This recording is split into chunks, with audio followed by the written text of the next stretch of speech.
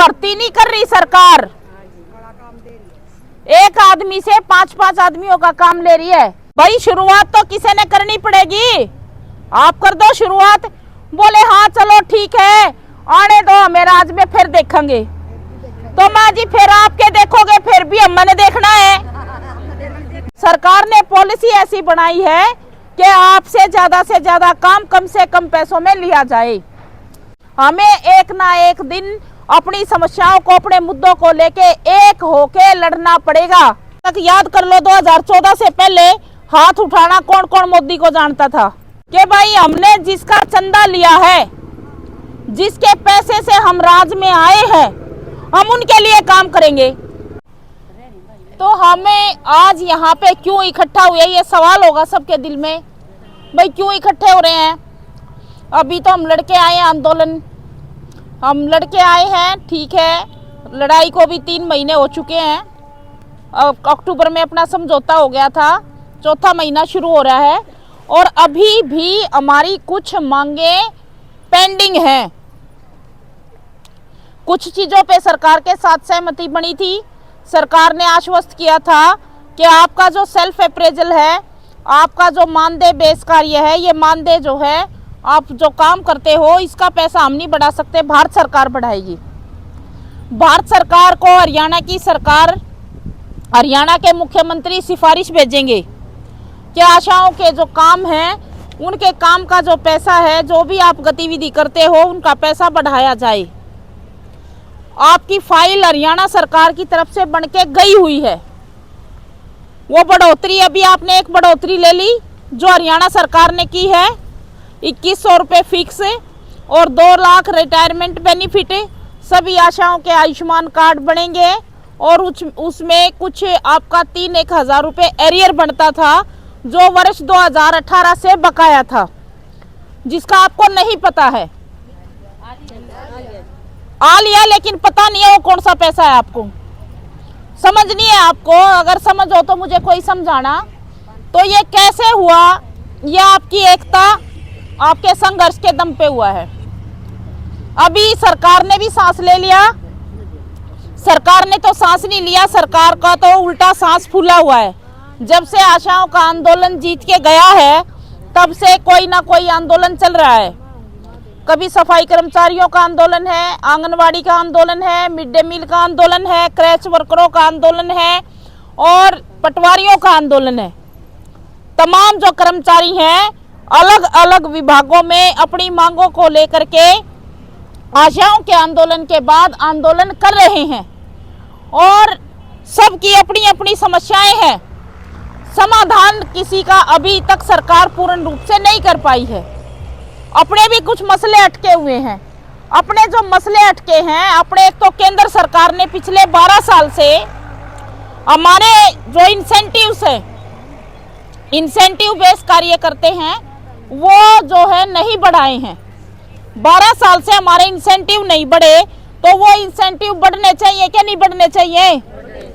तो एक किस्त तो हम ले आए हरियाणा सरकार पे, क्योंकि हम हरियाणा सरकार के अंडर काम करते हैं।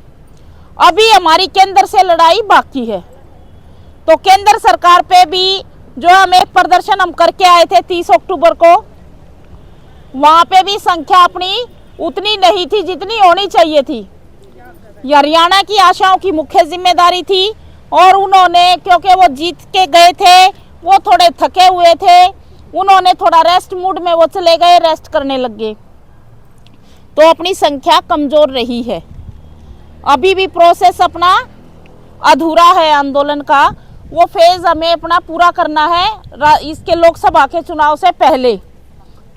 सबको पता है कि चुनाव का मौका है, अब कुछ मिल गया तो मिल गया, और ना तो फिर 5 साल तक के लिए ऐसे ही रहना पड़ेगा।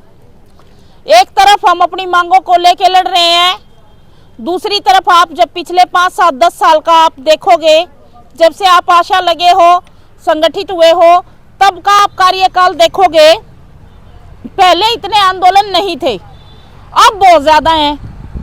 13 महीने तक किसानों का आंदोलन चला, वो जीत के गए, और वो जीत भी उस रूप में नहीं हुई थी। एमएसपी की गारंटी उनकी बकाया थी, केवल एक ही मांग उस वक्त में सरकार ने पूरी की थी, जो नए कानून सरकार लेके आई थी वो रद्द किए थे। बाकी उनके छूट गए थे मुद्दे, उनके लिए लड़ाई उनकी जारी है, तब से ही जारी है। कभी एक दिन का प्रदर्शन है, कभी 2 दिन का है, कभी विधानसभा पे है, कभी दिल्ली में प्रदर्शन है, कभी जिला मुख्यालयों पे प्रदर्शन है। तो अलग अलग जगहों पे किसान भी आंदोलन कर रहे हैं। कर्मचारी आंदोलन में है, किसान आंदोलन में है, मजदूर आंदोलन में है। एक तरफ हम चाहते हैं कि हम जितना काम करते हैं हमें उसका पूरा पूरा दाम मिलना चाहिए, हर कोई चाहता है।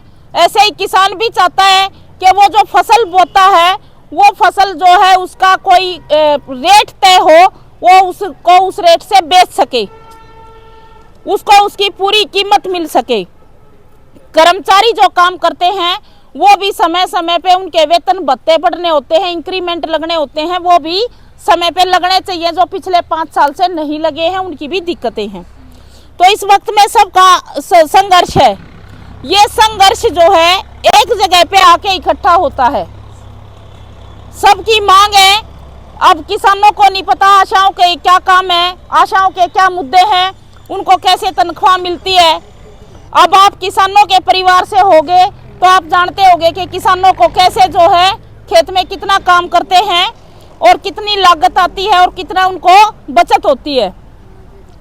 अगर आप मजदूरों के परिवार से हैं तो मजदूरों के परिवार में होने के नाते आज आपको पता होगा कि आपके बच्चे, आपके पति, आपके भाई कहीं किसी उद्योग में काम करते हैं तो वहाँ पे वो कितने घंटे काम करते हैं, वहाँ कितनी ड्यूटी देते हैं और उसके बदले में कितनी तनख्वाह उनको मिलती है। आप जानते हैं इस बात को बेहतर। तो कहीं ना कहीं आके एक जगह पे हमारे ये मुद्दे मेल खाते हैं, इनका मिलान होता है। किसान को उसकी मजदूरी नहीं मिल रही, मजदूर जो उद्योग में कहीं फैक्ट्री में काम करता है उसको उसकी मजदूरी नहीं मिल रही। आप आशा हो, ये मिड डे मील है, स्कूल में खाना बनाती हैं, 6-7 घंटे ड्यूटी देती हैं। आशा तो 24 घंटे ड्यूटी करती है। आपको जो है अब सरकार ने 6100 रुपये दिए हैं, इनको 7000 रुपये मिलते हैं। तो किसी को भी पूरा पैसा सरकारें नहीं दे रही हैं। ये ऐसा नहीं है कि ये इसी सरकार का मामला है, इससे पिछली सरकार थी तब कौन सा हमारी 25,000 तनख्वाह थी, हम तो तब भी ऐसे ही थे, उस सरकार से भी लड़ रहे थे, इससे भी लड़ रहे हैं। उस पहले वाली सरकार से किसान मजदूर लड़ रहे थे, महिलाएं लड़ रही थी, संघर्ष कर रही थी, आज भी कर रही हैं। तो कोई खास बदलाव नहीं हुआ। हर एक तबका अपनी अपनी समस्याओं को लेकर संघर्ष कर रहा है। सरकार बात करती है और जो है बात करके मुकर जाती है, उस पे कोई भी काम नहीं करती, क्योंकि सरकार ने सिद्धांत अपना रखा है कि भाई हमने जिसका चंदा लिया है, जिसके पैसे से हम राज में आए हैं, हम उनके लिए काम करेंगे। हमें तो मजदूरों से, किसानों से, महिलाओं से वोट चाहिए थे, वोट थोक में मिल गए और वोट लेके राज में आ गए। उनके प्रचार और प्रसार के लिए जो पैसा खर्च किया वो बड़े पूंजीपतियों ने किया। तो अब सरकार आपके लिए काम करेगी, आपकी तनख्वाह बढ़ाने के लिए पॉलिसी बनाओगी कि जिनको सरकार ने चंदा दिया, जो सरकार को, मोदी को राज में लेके आए, उसके लिए काम करेगी। जिसको पैसा दिया है, जिन पूंजीपतियों ने मोदी को प्रचारित किया, पूरे एक साल तक याद कर लो, 2014 से पहले हाथ उठाना कौन कौन मोदी को जानता था। 2014 से पहले मोदी को जानते थे, अमित शाह को जानते थे, कोई नहीं जानते थे। जब भी आशा थे तब भी आंदोलन कर रहे थे, लेकिन मोदी को प्रचारित किसने किया? मीडिया ने। और मीडिया किसके हाथ में है? पूंजीपतियों के हाथ में है, मोदी के हाथ में भी कह सकते हो। तो मोदी जिससे चंदा लेके आया, मोदी उनके लिए काम करेगा कि जिनके से वोट लिए हैं फ्री में झूठ बोल करके उनके लिए काम करेगा? बताएं आप। उसकी थ्रू बोलना, जब तो उसने पप्पू बोलना थे, सबका समझ में आ गई कि वो डाणी का है। शुरू में वोट पर दिए बता दिया था राजीव उस राहुल गांधी ने, तो आगे किसने दे रखा है, पब्लिक का ही समझ में आई है। वो तो शुरू से कहने लग गया था वो तो भैया उसकी सरकार है। तो पहले से भी बात है, हमारे बुजुर्ग भी कहते थे कि जो बीजेपी पार्टी है, पार्टी तो हालांकि कांग्रेस भी पूंजीपतियों की है, पार्टी बीजेपी तो बिल्कुल खुले तौर से पहले से ही पूंजीपतियों की पार्टी है। वो किसानों के, मजदूरों के, कर्मचारियों से उनको कोई लेना देना नहीं है। वो बात करेगी आपकी, लेकिन काम करेगी पूंजीपतियों के लिए। सीधा सिद्धांत है सरकारों का, ज्यादा से ज्यादा काम लो, कम से कम दाम दो। सबके समझ में आ रही होगी, थारे तो घनी करड़ी आ रही होगी। ज्यादा से ज्यादा आपसे काम लेते हैं, कम से कम दाम देते हैं। और ऐसी ही पॉलिसी जैसी आशा की बना रखी है, आंगनबाड़ी की बना रखी है, मिड डे मील की बना रखी है, ऐसी पॉलिसी सारे विभागों में लागू कर रखी है सरकार ने। और जब तक ये सारे लोग एक जगह आके नहीं लड़ेंगे, एक प्लेटफॉर्म पे नहीं आएंगे, तब तक आपका मुक्त नहीं हो सकते आप। तब तक वो कहते हैं ना कि उधार नहीं हो सकता, तब तक हम छूट नहीं सकते इस चीज से। हमें एक ना एक दिन अपनी समस्याओं को, अपने मुद्दों को लेके एक होके लड़ना पड़ेगा। लड़ना पड़ेगा ना। जब आप आंदोलन कर रहे थे तो अलग अलग संगठन आपके समर्थन में भी आते थे, आप भी जाते हो समर्थन करने। तो क्यों समर्थन करते हैं हम? एक दूसरे संगठन को, एक दूसरे जो आंदोलन है उनको हम मजबूत कर सके, उस लड़ाई को, उस संघर्ष को हम समझ सके। अब जहां पे मजदूर काम करता है वहां के कानून बदल दिए मोदी सरकार ने। जो 8 घंटे ड्यूटी करते थे आपके बच्चे फैक्ट्रियों में, उद्योगों में, वो 12 घंटे ड्यूटी करेंगे। तनख्वाह वही होगी, मिनिमम वेज बढ़ाया नहीं। और महंगाई 2014 से और अब 2024 में 10 साल में 3 गुना बढ़ गई। और एक मजदूर का वेतन भी 3 गुना बढ़ना चाहिए था। और वो 14 में 8,000 था तो वो अब 24,000 होना चाहिए था, लेकिन वो 24 नहीं हुआ, वो अभी तक 10,400 ही है। वो मिनिमम दे रही है सरकार। महंगाई 3 गुना बढ़ेगी और हमारे काम के दाम नहीं बढ़ेंगे तो हम जो है वहीं पे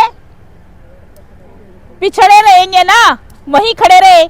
या अब आप आशा हो, इसको ऐसे समझो, आप 18 में आपकी कुछ बढ़ोतरी हुई, 18 में महंगाई कितनी थी और अब आपकी बढ़ोतरी हो गई 2100 रुपए की। अब 5-4 साल बाद कितनी महंगाई है तो आप इससे जोड़ो, आप तो वही खड़े हो भाई। आपके पैसे महंगाई के हिसाब से नहीं बढ़े। जिस दर से महंगाई बढ़ रही है उसी दर से हर साल बढ़ने चाहिए। आपका काम बढ़ रहा है, आपकी मेहनत बढ़ रही है, फिर आपकी महंगाई जिस हिसाब से बढ़ रही है उस हिसाब से बढ़ने चाहिए। उस हिसाब से नहीं बढ़ते। सरकार ने पॉलिसी ऐसी बनाई है कि आपसे ज्यादा काम कम से कम पैसों में लिया जाए। कितनी तरह के डिपार्टमेंट आपसे काम लेते हैं। स्कूल में जो खाना बनाती है महिलाएं, इनसे पीएन का भी काम लेते हैं। स्कूल के बच्चों के बर्तन साफ करना, उनका खाना बनाना, और वो जो स्कूल में टीचर होते हैं उनकी चाय बनाना, उनके भी बर्तन साफ करना। वो खाना भी वहीं पे खाते होंगे। स्कूल में सफाई का काम करना, तो कितनी तरह के काम उन महिलाओं से जो है लिए जाते हैं। और सरकार तो ये कहती है कि भाई खाना बनाती है 3 घंटे में आ जाती है, स्कूल में से 2 घंटे में आ जाती है। उनकी कोई गारंटी नहीं। कोई महिला खाना बनाते समय अगर जल गई, हो जाते हैं ना हाथ से, कोई हादसा हो गया, चोट लग गई, वो जल गई या उसकी डेथ हो गई, तो कोई आपकी तरह उनको भी कोई मुआवजा नहीं है। उनको कोई भी किसी तरह का लोन नहीं दिया जाता। केवल काम है, काम लेते हैं और एक साल में 10 महीने तनख्वाह देते हैं। आप तो 12 महीने ले रहे हो ना। मिड डे मील को 10 महीने मिलती है, उनको 2 महीने की तनख्वाह नहीं मिलती। तो मिड डे मील में भी महिलाएं हैं, आंगनबाड़ी में भी महिलाएं हैं, और प्रचार है आंगनबाड़ी के बारे में तो ये सारा राशन खा जाती हैं ये तो। जबकि सच्चाई ये है कि उस राशन की क्वालिटी, आप तो आशा हो कहीं कहीं आंगनबाड़ियों में देखते होगे जाके, क्या उस राशन की कोई क्वालिटी होती है? वो इतना घटिया क्वालिटी का राशन होता है कि गांव में बच्चों को बांटते वक्त भी डर लगता है। किसी के बच्चे बीमार हो गए तो गांव में रहना है वो हमारे जो है सिर फोड़ देगा। और सरकार बदनाम करी है कि राशन आंगनवाड़ी वाली खागी। तो जहां से शुरुआत होती है राशन की, वहीं से शुरू होता है भ्रष्टाचार। सरकार हमें बदनाम कर रही है, काम करने वालों को और पूंजीपतियों को बचा रही है, और हमारी जो गाड़ी कमाई है उससे जो टैक्स हम भरते हैं हर एक चीज के ऊपर, उस टैक्स के पैसे को पूंजीपतियों को देती है और हर साल संसद में बैठ करके उनके टैक्स माफ कर देती है। 18 लाख करोड़ के पूंजीपतियों के टैक्स सरकार ने माफ कर दिए। किसानों को, मजदूरों को, किसी को लोन दिए होंगे, कर्जे दिए होंगे, किसी का कुछ नहीं माफ कर रखा, सब किस्त भर रहे हैं। लेकिन पूंजीपतियों को जो दिया वो बट्टे खाते डाल दिया प्रधानमंत्री की कैबिनेट ने, इनके माफ। मतलब अमीर को और अमीर बनाओ, गरीब को और गरीब करो। तो इन नीतियों पे काम कर रही है सरकार। अब हम संघर्ष करके आए हैं, एक पर्चा आपके बीच में आया होगा। ये जो पर्चा आपके बीच में आया है, जब आप संघर्ष कर रहे थे, लड़ रहे थे, तो कौन आ रहे थे आपके बीच में?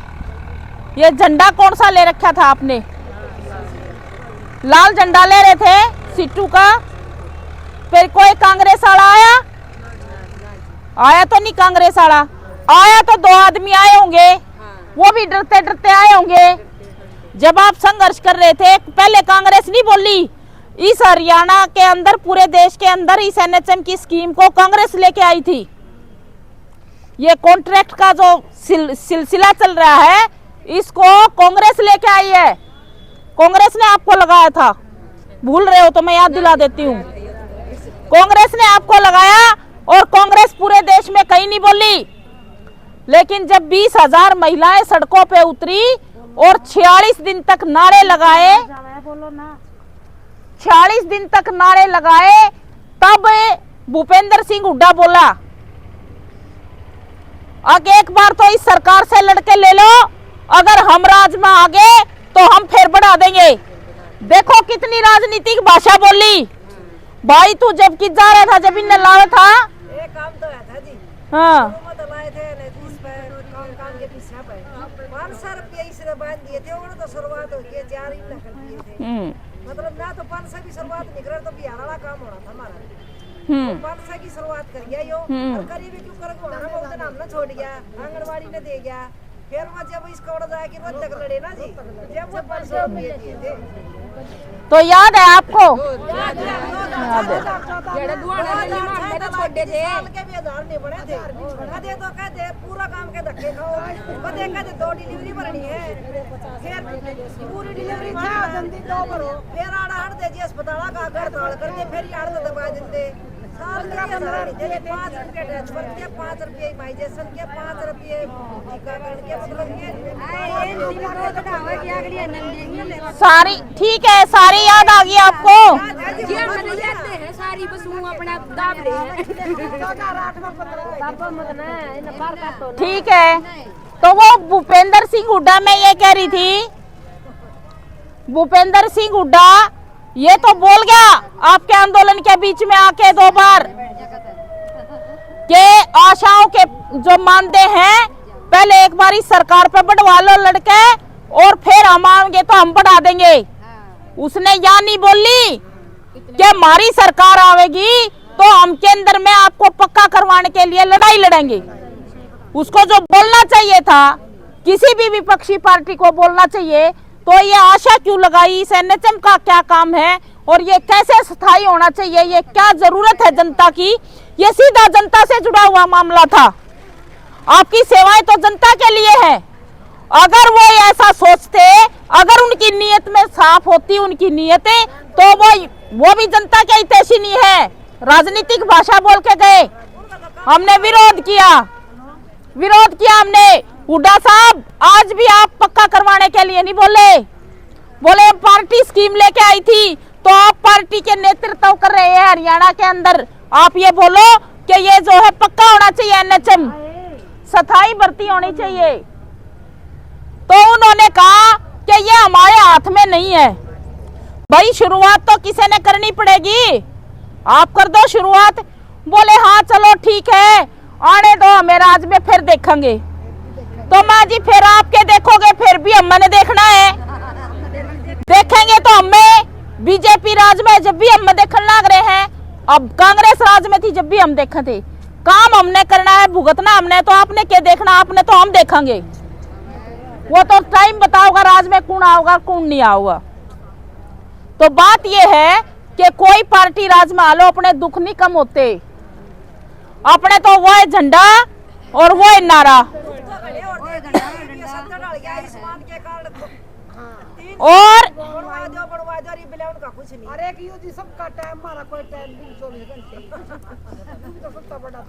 ईब किसे का टाइम नहीं है बहन जी, कोई सरकारी कर्मचारी ने बूझ लियो घर में हो ना, कोई आपके बालक हो, ठीक है, घराड़ा उन्हें बूझ लियो, जो रिटायरमेंट पे बैठा है वो भी कंप्यूटर का काम करवाओ, उसके भी रात ने सिर में दर्द कर दे।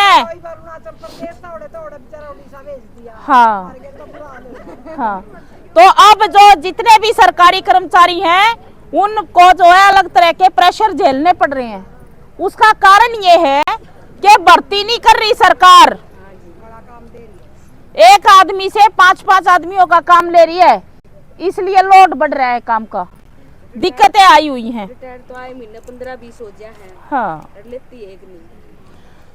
तो मैं ये कह रही थी कि भाई चाहे कांग्रेस में थे हम, जब भी नारे लगाओ थे झंडा लाल ले रहे थे, कांग्रेस का झंडा नहीं ले रहे। भाई हमने झंडा नहीं बदला, जब कांग्रेस थी जब भी लाल झंडा लेके लड़ रहे थे, और बीजेपी है जब भी लाल झंडा ले रहे हैं।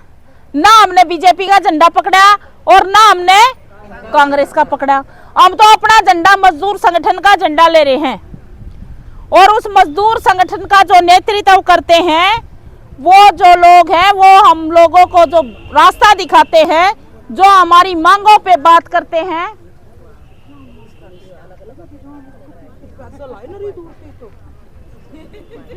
चलो जी धन्यवाद, आपका पहुंच गए हैं, राम राम। नहीं ये मुडलाना गए हुए थे, जोगेंद्र फोटो ले लियो भाई, इसको हटा दो। तो जो हमें अपना संघर्ष कर रहे हैं, उस संघर्ष में कोई पार्टी हमारे साथ नहीं खड़ी हुई। जब आप 18 और 19 को पड़ाव में थे, तो उस पड़ाव के दौरान जो है